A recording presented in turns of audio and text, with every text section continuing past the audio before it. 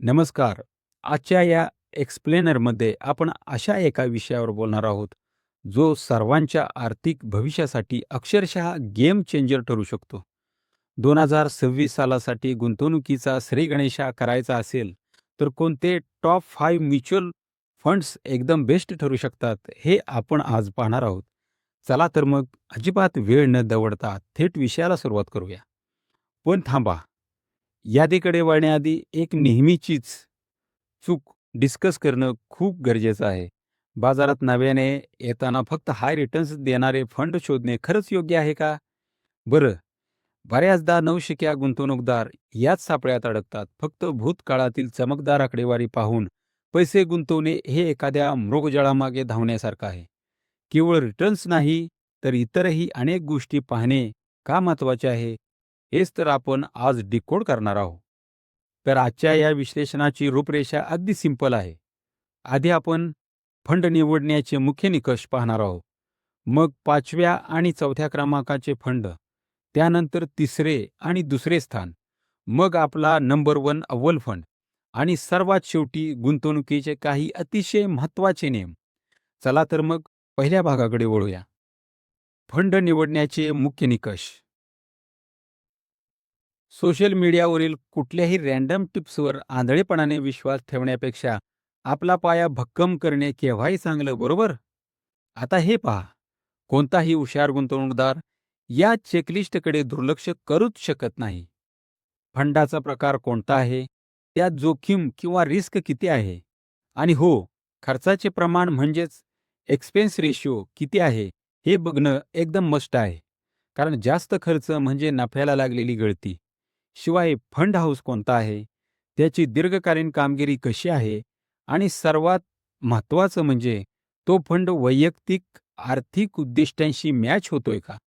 या 6 गोष्टी तपासून पाहिल्याशिवाय पुढे जायचंच नाही. 5व्या आणि 4थ्या क्रमांकाचे फंड. ओके, तर निकष क्लिअर झाले. आता खऱ्या अर्थाने काउंटडाऊनला सुरुवात करूया. पाहूया यादीतील 5व्या आणि 4थ्या क्रमांकाचे फंड. 5वा क्रमांक, एस-बी-आय निफ्टी 50 इंडेक्स फंड. हा फंड चर्चेत का असतो? तर हा एक इंडेक्स फंड आहे आणि याची स्ट्रॅटेजी अतिशय सोपी आहे. हा फंड थेट भारतातील टॉप 50 मोठ्या कंपन्यांमध्ये पैसे गुंतवतो. प्लस पॉइंट, याचा अतिशय कमी असलेला एक्सपेन्स रेशो. त्यामुळे ज्यांना कमी खर्चात आणि शांतपणे दीर्घकालीन गुंतवणूक करायची आहे, त्यांच्यासाठी हा फंड एकदम परफेक्ट मानला जातो. 4था क्रमांक, एच-डी-एफ-सी फ्लेक्सी कॅप फंड. खासियत, या फंडाची खरी ताकद दडली आहे ती त्याच्या लवचिकतेत. नावाप्रमाणेच हा एक फ्लेक्सी फंड आहे. कार्यपद्धती, मार्केटची परिस्थिती जशी बदलेल तसा हा फंड मॅनेजर आपला मोर्चा लार्ज, मिड आणि स्मॉल कॅप कंपन्यांकडे अगदी सहज वळू शकतो.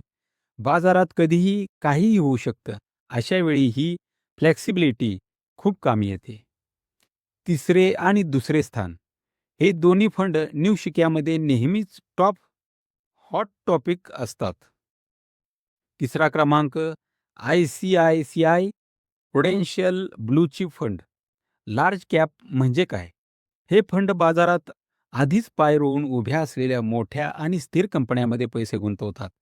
त्यामुळे साहजिकच मार्केट कितीही वर खाली झालं तरी पोर्टफोलिओला फार मोठे धक्के बसत नाहीत. वैशिष्ट्य, या ब्लू चिप फंडाचं सर्वात मोठं वैशिष्ट्य म्हणजे त्याची स्थिरता. ज्यांना बाजाराच्या अस्थिरतेची थोडी धास्ती वाटते, त्यांच्यासाठी हा फंड एक उत्तम पर्याय आहे. विशेषतः जर उद्दिष्टे 7 ते 10 वर्षाच्या कालावधीसाठी असेल, तर हा एक अतिशय भक्कम आधार ठरू शकतो. 2रा क्रमांक, पराग पारिख फ्लेक्सी कॅप फंड. हा फंड एवढा पॉप्युलर का आहे? कारण हा फक्त एकाच प्रकारच्या कंपन्यांवर अवलंबून राहत नाही. तो लार्ज, मिड आणि स्मॉल कॅप्समध्ये अतिशय हुशारीने डायव्हर्सिफिकेशन आणतो. कोणासाठी योग्य? ज्यांना पैसा 10 वर्षे किंवा त्याहून अधिक काळासाठी वाढवायचा आहे, अशा दीर्घकालीन गुंतवणूकदारांसाठी हा फंड म्हणजे एक हॉट फेव्हरेट चॉईस बनला आहे. अव्वल नंबर 1 फंड आणि फायनली ज्या क्षणाची आपण सगळेच वाट पाहत होतो, यादीतील अव्वल फंड.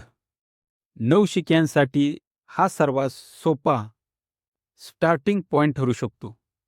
पहिला क्रमांक UTI निफ्टी 50 इंडेक्स फंड.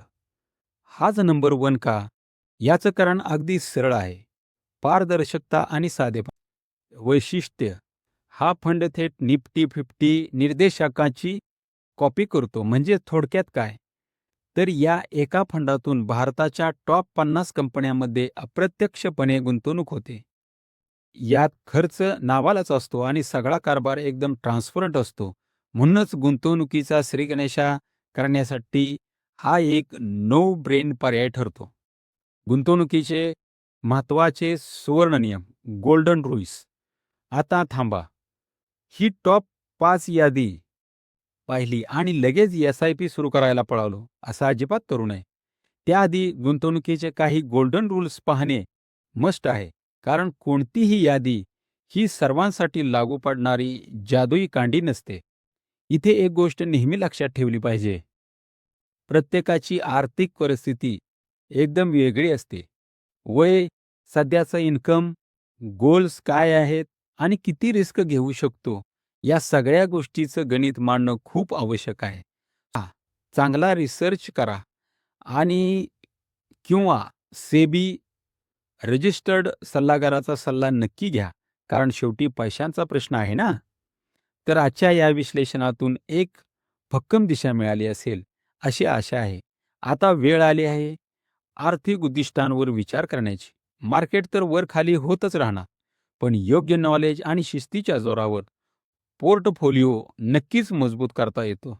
तर मग 2026च्या या गुंतवणुकीच्या प्रवासात पहिली एस-आय-पी कोणत्या फंडामध्ये सुरू होणार? विचार नक्की करा आणि आपल्या भक्ती या चॅनेलला पुन्हा नक्की भेट भेट द्या.